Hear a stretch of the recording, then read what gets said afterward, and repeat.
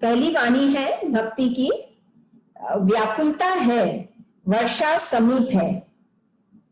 ये वाणी नंबर 25, व्याकुलता है वर्षा समीप है। इसमें भक्ति की एक तरह की पराकाष्ठा है। जब तक ये व्याकुलता नहीं होगी तब तक हम अपने इष्ट से नहीं मिलेंगे।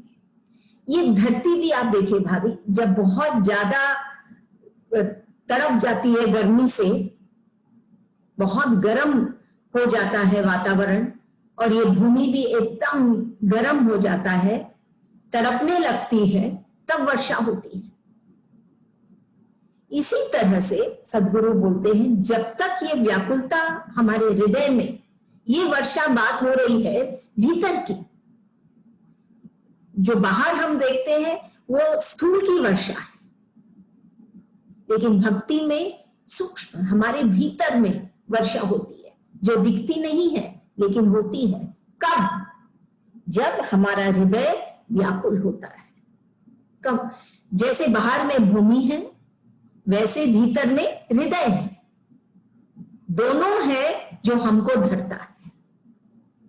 बाहर में ये भूमि है, वो नहीं होती तो हम खड़े ही नहीं हो पाते, वो हमको धरती है ये, तभी इसको हम धरती भी कहते हैं, जो हमको धरती है ये भूमि। ऐसे ही हमारे भीतर ये हृदय है, हृदय नहीं होता तो हमको कौन धरता? बिना हृदय के हमारा कोई अस्तित्व ही नहीं होता। सारे शरीर के सारे अंग होते हैं लेकिन हम नहीं होते।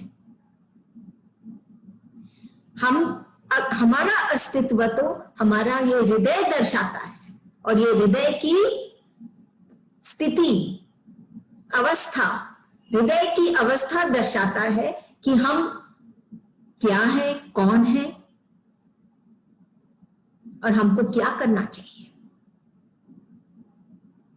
सारी बात हमारा हृदय बताता है। कभी अगर हम बैठ के सोचें कि हम कौन है एक्चुअली,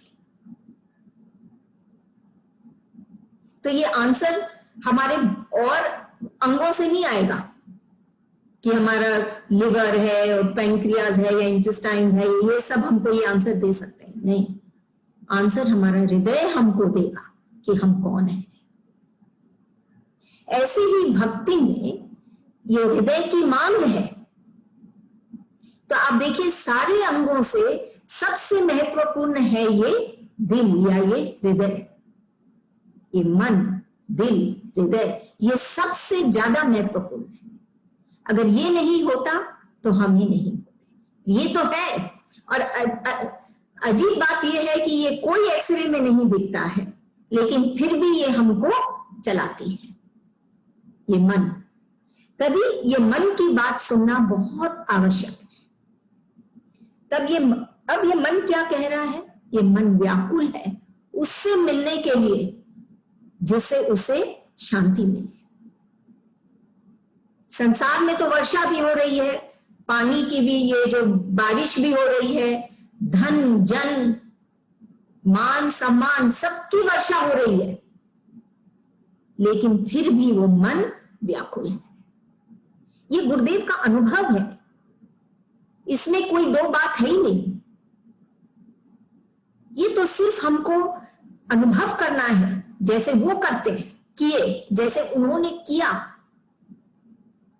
ये व्याकुलता जो वो महसूस किए, यही व्याकुलता जब हम महसूस करते हैं हमारे हृदय में, जो अभी हमने ये बात की कि ये हृदय कितना इंपॉर्टेंट है। तब ये हृदय अगर ये व्याकुलता महसूस करे, तब जाके कहीं वर्षा हो। वर्षा समीप है, अभी भी वर्षा हुई नहीं है। देखिए, वर्षा समीप है। अगर ये व्याकुलता नहीं होगी तो वर्षा तो बहुत दूर है, व्याकुलता होगी तो वर्षा समीप है, और फिर जैसे वो समीप आती है फिर स्वतः ही वो बरसने लग जाती है। यही देखिए, विंटर में हम एक्सपेक्ट नहीं करते कि अभी बारिश होगी, सिर्फ समर में, सिर्फ हीट गर्मी में या ताप, जब भूमि में चारों तरफ जब ताप फैल जाता है तब वो भूमि व्याकुल हो उठती है। भूमि वही है, शीत में भी और सारे मौसम में भी, लेकिन व्याकुलता सिर्फ वो गर्मी में आती है।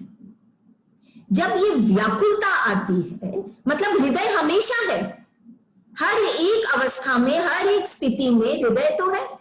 बाहर की बारिश हो रही है, इसका उसका सब कुछ हम पा रहे हैं, लेकिन जब हमारे भीतर ये व्याकुलता आती है कि हाँ कोई कमी है, मैं सूख रही हूं,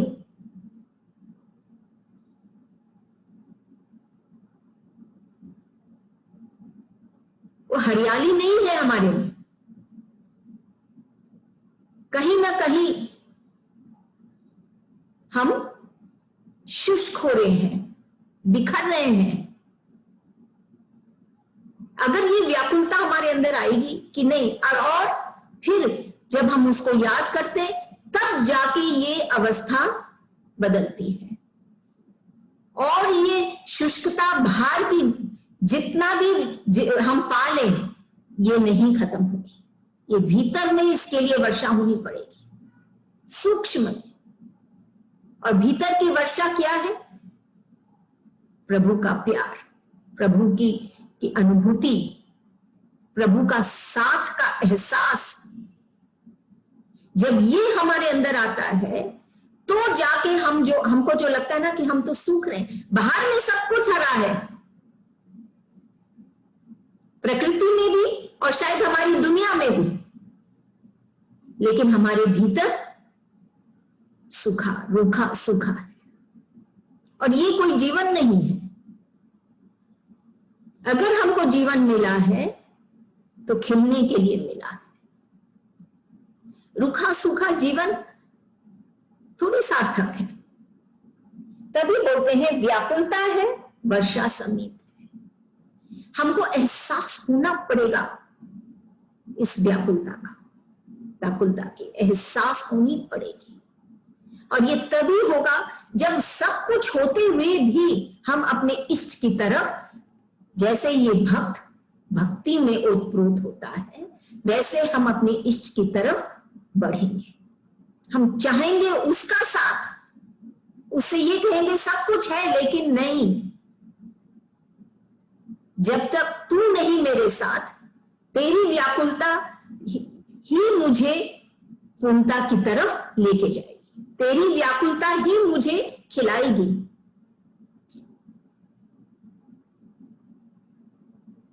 तब जाके बाहर भीतर एक समान होगा। नहीं तो बाहर में बाहर है लेकिन भीतर में नहीं। लेकिन जिसके भीतर में बाहर है, हरियाली है, उसकी तो बाहर बाहर है ही, चाहे कुछ भी हो चाहे नहीं हो। तभी व्याकुलता है, वर्षा समीप है। बहुत सुंदर वाणी है ये कि पहले हमको ऐसे नहीं भगवान मिलते हैं,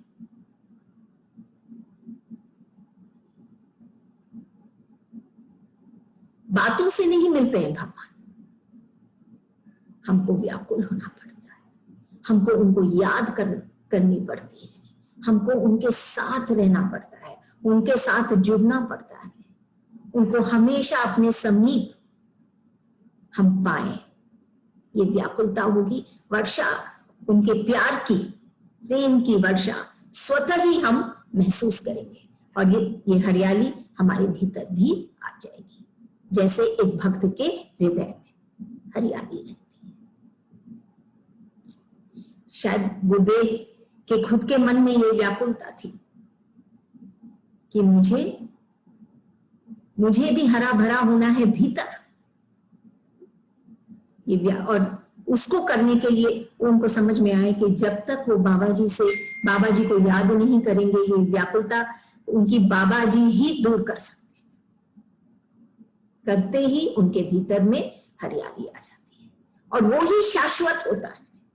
बाहर का तो फिर भी सूख जाता है।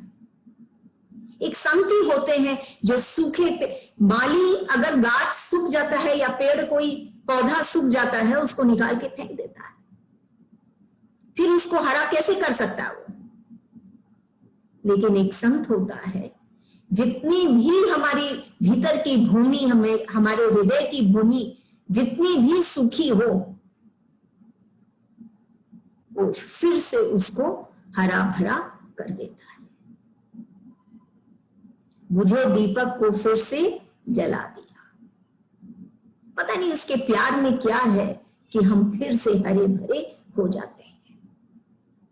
वर्षा है, बाहर में तो बारिश पानी की, भीतर में वर्षा समीप है उसके प्रेम की वर्षा, जिससे हमारे भीतर हरियाली आ जाती है।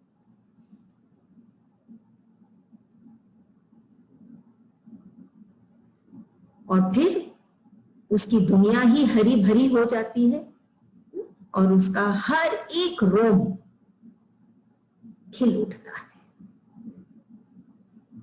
नेक्स्ट वाणी है वाणी नंबर 26।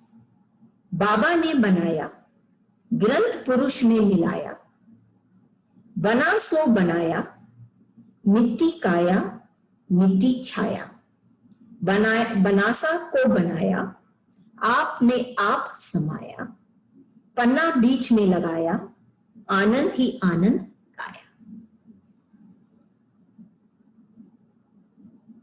कह रहे गुरुदेव, बाबा ने बनाया कि आज एक भक्त जो भी है उसको किसने बनाया? भक्त को भक्त किसने बनाया? बाबा ने बनाया। गुरुदेव की बात है कि बाबा ने बनाया, उनको बाबा जी ही बनाए। कोई भी भक्त की यही स्थिति है, जब तक वो अपने गुरु से, सदगुरु से, अपने एक संत से, अपने प्रेमी से नहीं मिलता, तब तक वो कहां बनता है? वो बन बन के बिखर जाता है। संसार में जिएगा तो बनता है, फिर बिखर जाता है, फिर बनता है, फिर बिखर जाता है। बोलते हैं ना, वो आपको याद है कि वो गालिब की, वो जब बोलते थे ना कि उम्र भर गालिब यही भूल करता रहा,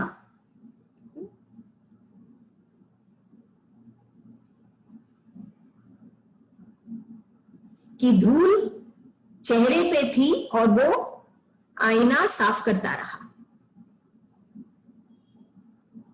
ये गालिब के शब्द हैं ये, कि धूल चेहरे पे थी और वो आईना साफ करता गया।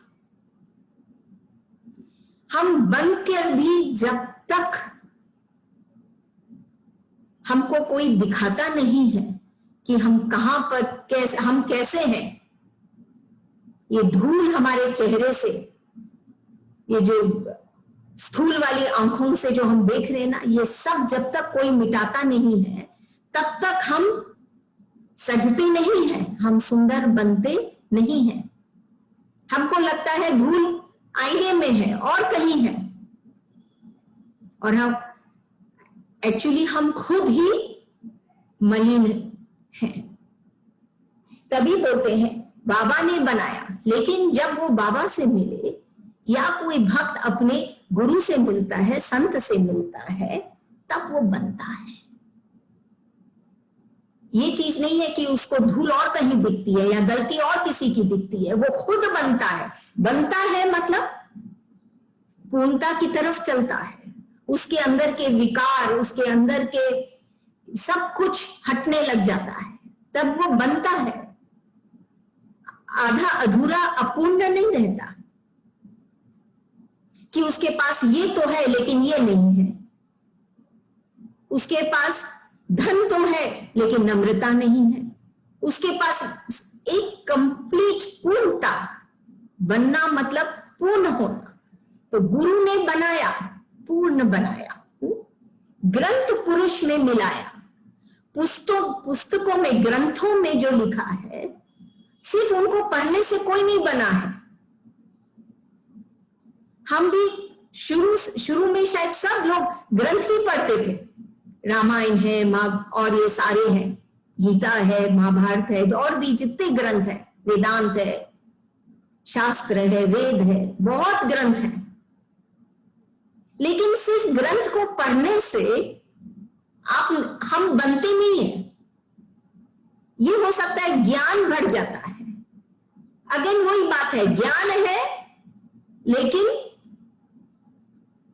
नम्रता नहीं, लेकिन कहीं ना कहीं अभाव है, पूर्णता नहीं है। तभी बोलते हैं कि ग्रंथ पुरुष में मिलाया। लेकिन जब संत मिलते हैं, जब बाबा जी मिलते हैं, जब सतगुरु मिलते हैं, गुरुदेव मिलते हैं, तो वो ऐसे बनाते हैं कि जो ये ग्रंथ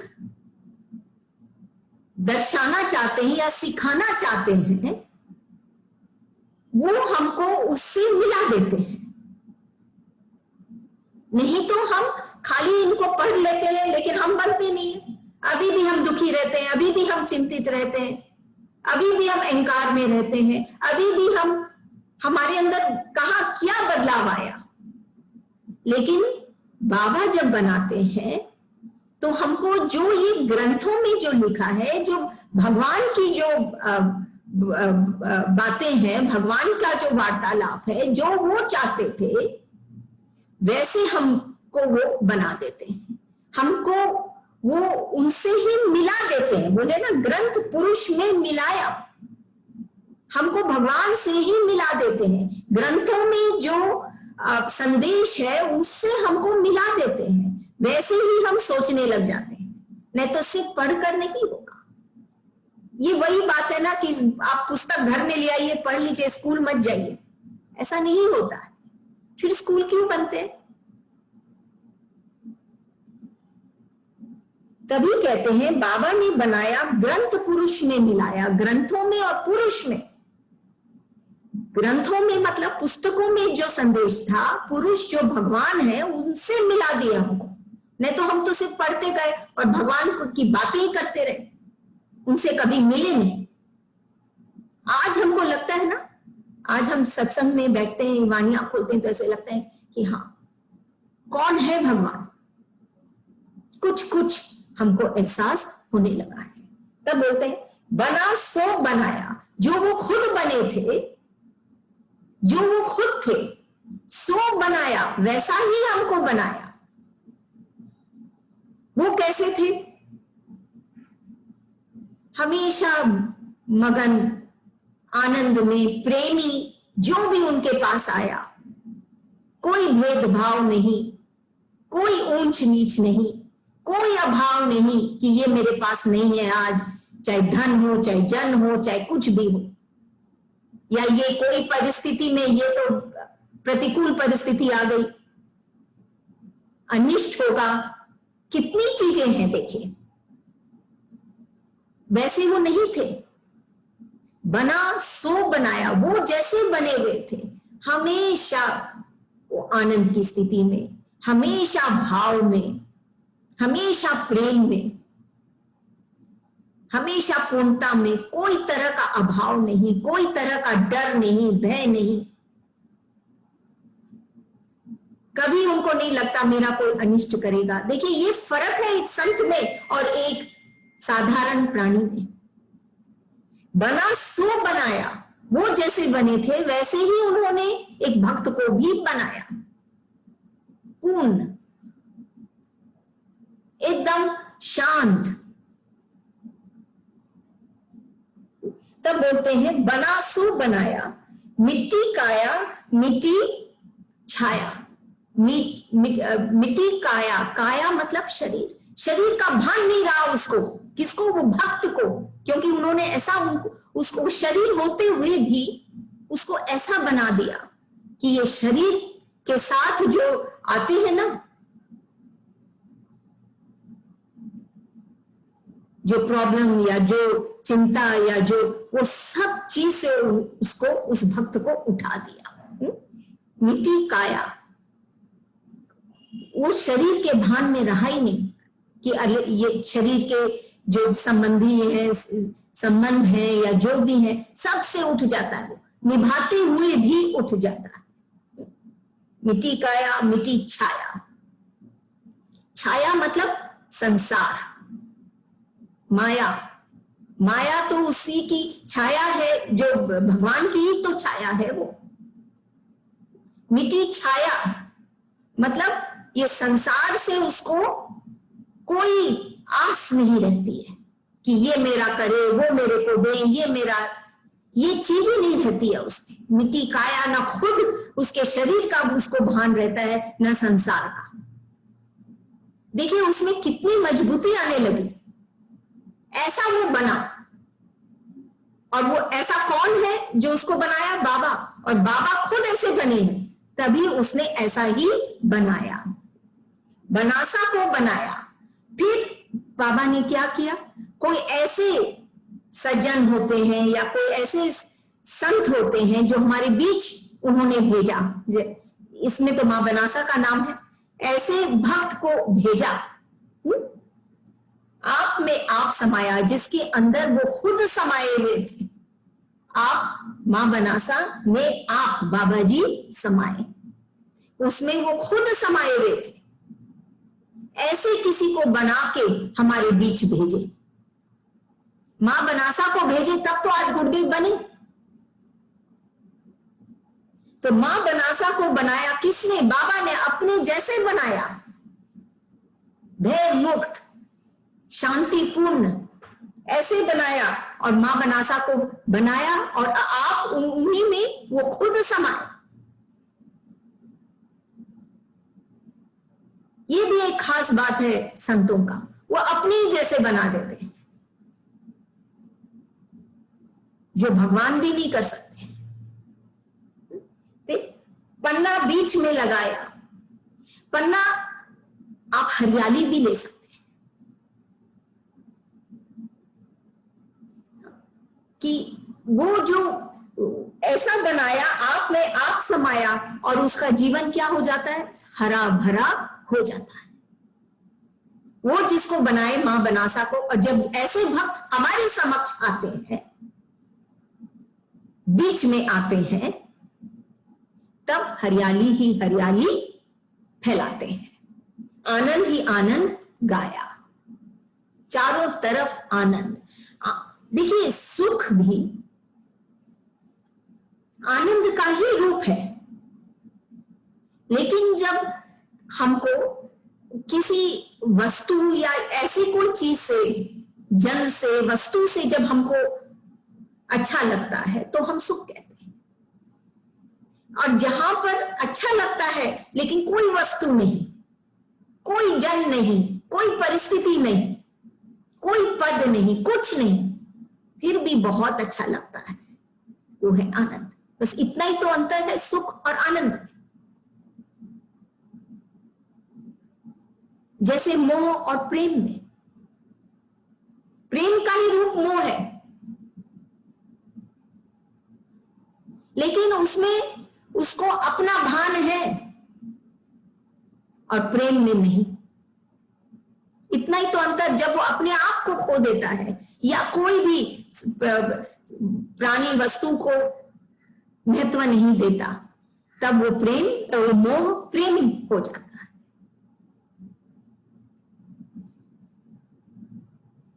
क्योंकि सतगुरु, संत या भगवान, प्रभु,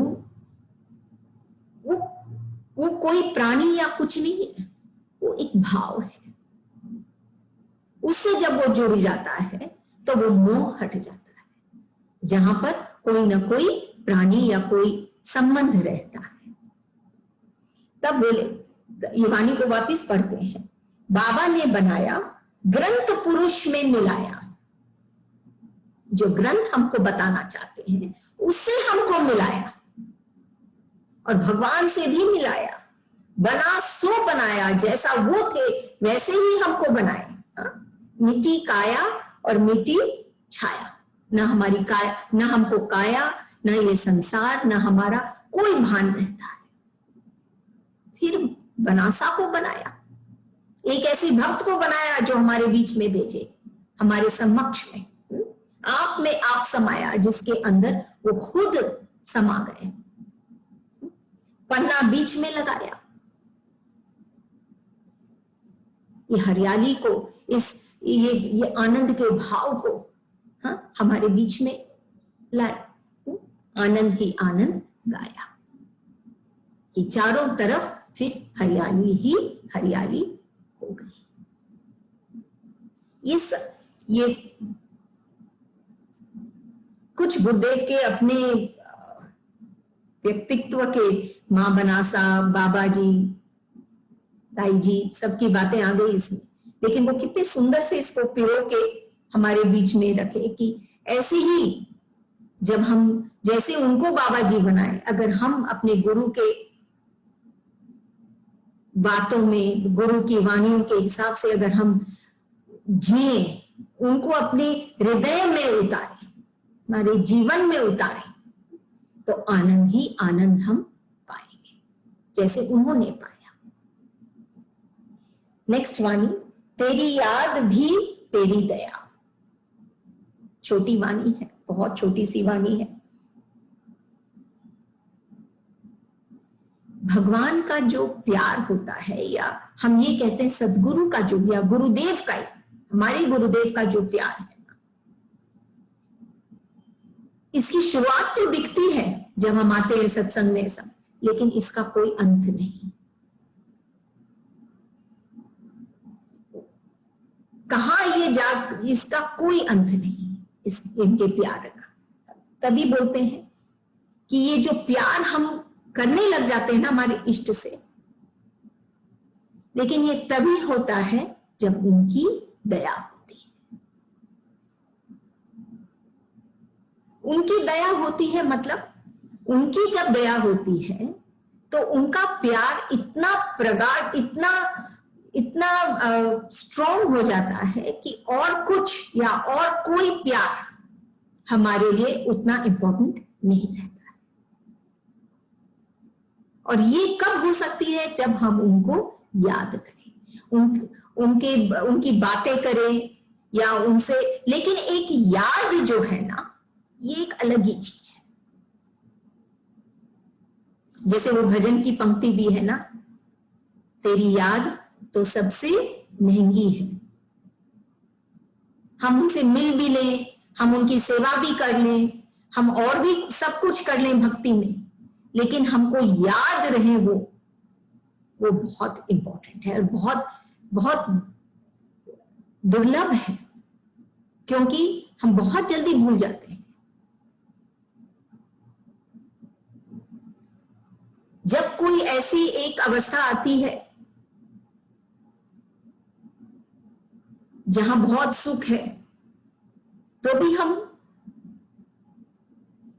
पॉसिबल है कि हम उनको भूल जाते हैं, वो याद नहीं रहते हैं, सिर्फ वो परिस्थिति याद रहती है या वो सुख हमारे भीतर उसी का ही अनुभव रहता है, या कोई प्रतिकूल में, तो भी कभी कभी हम, लेकिन याद, तेरी याद भी तेरी दया, याद बहुत खास है। याद का मतलब ये कि वो हमारे समक्ष हैं या नहीं है, फिर भी हम उनसे जुड़े हैं भीतर से।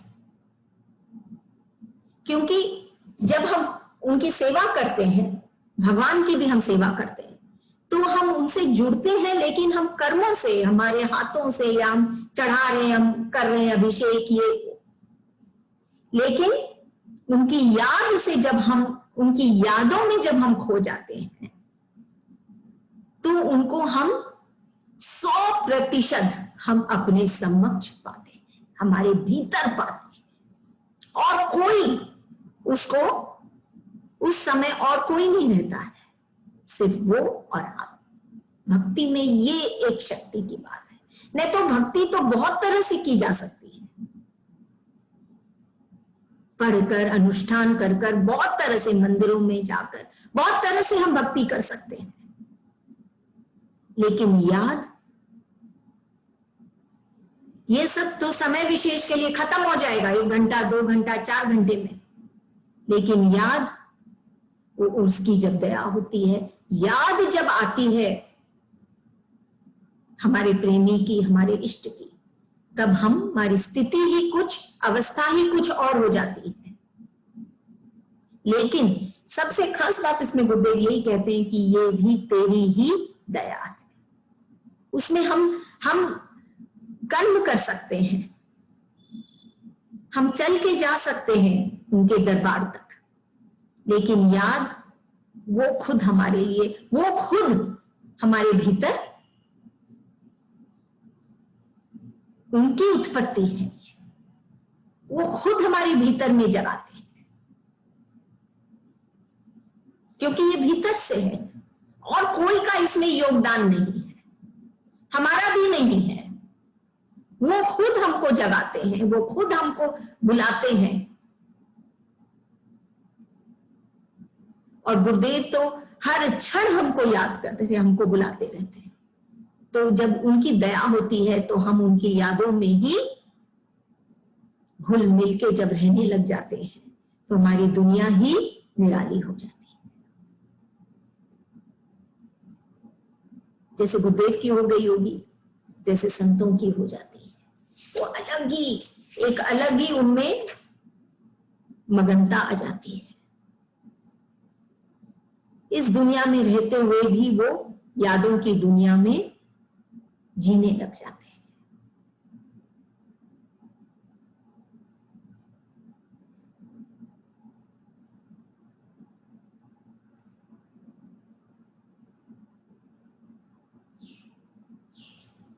अगली वाणी है नंबर 28। तुम्हारी मोहिनी में ही मोह पास कब गया।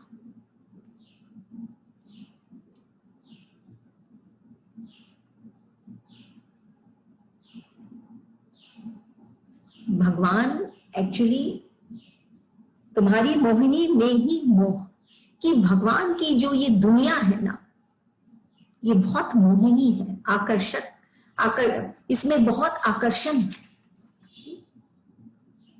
तो हम इस आकर्षण में ही हम फंस जाते हैं। हम इस भगवान के, ईश्वर की इस दुनिया में ही हम फंस जाते हैं और हम ईश्वर को ही भूल जाते हैं। पास कब गया, उसके पास नहीं गया। उसकी ये मोहिनी रूप, ये जो दुनिया है जो उन्होंने बनाया है,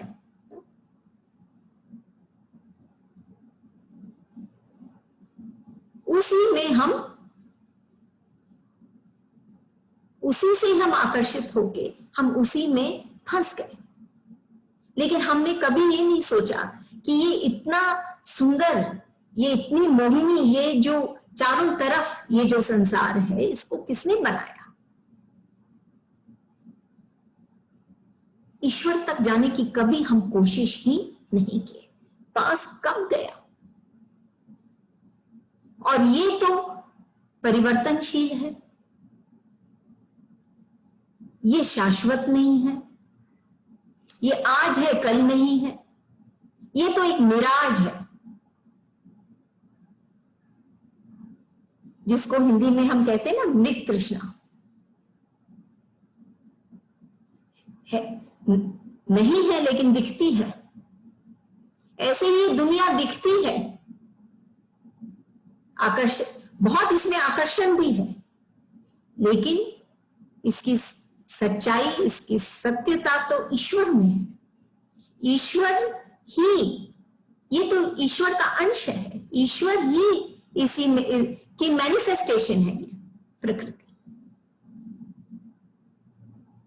तभी कहते हैं तुम्हारी मोहिनी में ही मोह। उनका ये जो रूप है ना, जो बाहर में दिख रहा है हमको,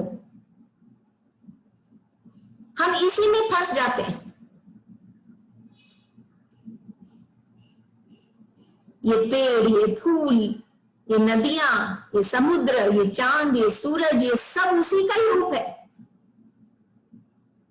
और ये इतनी मोहिनी है कि इसी से हम प्यार करने लग जाते हैं, लेकिन इसमें भान है ना, इसीलिए ये मोह है, प्रेम नहीं है, ये मोह है, क्योंकि इसमें स्वार्थ है, इसमें कुछ ना कुछ हम चाहते हैं। तो तेरी मोहनी में ही मोह, तेरी मोहिनी में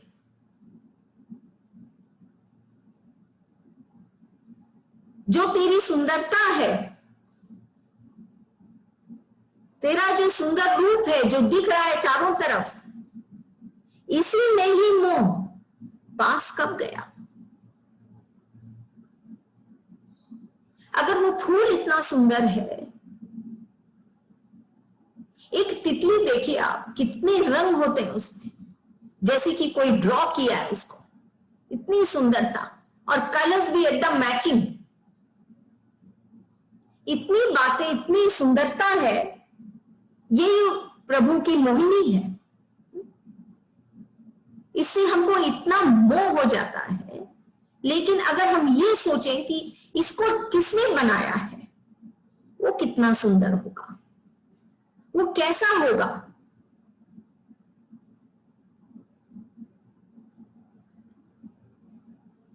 क्योंकि ये तितली या ये फूल तो हमको थोड़े समय के लिए दिखती है और फिर इसका महक चला जाता है, या ये हमारे आगे नहीं रहती है, और फिर हम वापस वो स्थिति में पहुंच जाते हैं। ये सुख या ये खुशी हमको 2-4 क्षण की है, समय विशेष के, लेकिन फिर वही बात, भक्ति की सब वाणियों में अब देखिए मोटिवेशन है कि हमको कभी भी हताश निराश नहीं होना, हम फिर उसी स्थिति में चले जाते हैं। थोड़े समय के लिए हमको अच्छा लगता है, फिर वही बात।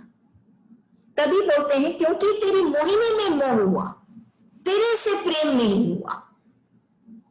मोहिनी में मोह हो सकता है, और ईश्वर या भगवान से या संत से प्रेम होता है, वो प्रेमी होते हैं, उनसे प्रेम होता है। बोले तेरी मोहिनी से मोह हो गया, पास कब गया। अगर हम उसके पास, और वो तो उसके पास जाने के लिए हमको वो फूल की तरफ नहीं, हमको हमारे ही भीतर जाना होगा। हम जब हमारे भीतर, खुद के भीतर जब हम जाते हैं, तब हम उसके पास जाते हैं जिसने ये सारा रचा है, ये सारा आकर्षण फैलाया है, इतनी सुंदर ये दुनिया को बसाया है, क्रिएट किया है।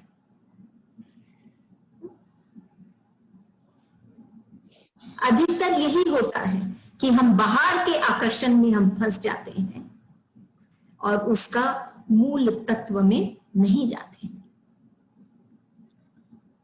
मूल में जाएंगे तो ही मोती मिलेंगे।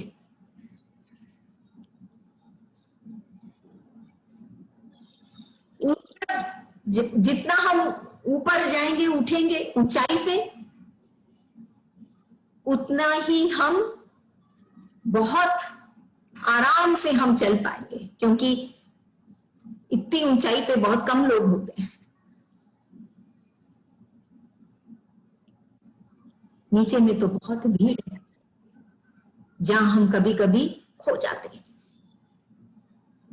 तभी बोलते हैं तुम्हारी मोहिनी में ही मोह पास कब गया। उसके पास जाने के लिए हमको क्या तो गहराई में उतरना पड़ेगा या ऊंचाई पे चढ़ना पड़ेगा, तो हम उस ईश्वर तक पहुंचेंगे। ईश्वर तक पहुंचेंगे तो ये दुनिया जो है, ये जो मोहिनी रूप है ईश्वर की, वो सार्थक होगा। नहीं तो आज ये मोहिनी रूप सार्थक नहीं है, हमको और अभाव में लाती है। तब जाके ये रूप सार्थक होगा। तब लास्ट वाणी थी ये नंबर 28 भक्ति की। तुम्हारी मोहिनी में ही मोह पास कब गया। हमको इस दुनिया का आकर्षण के पीछे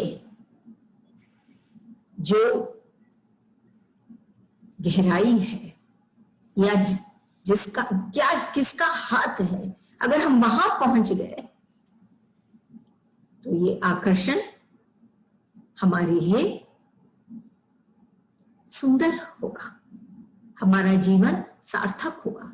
नहीं तो ये सब के बीच में रहकर हम मोह में फंसते जाएंगे और हम और अभाव से ही घिरते जाएंगे।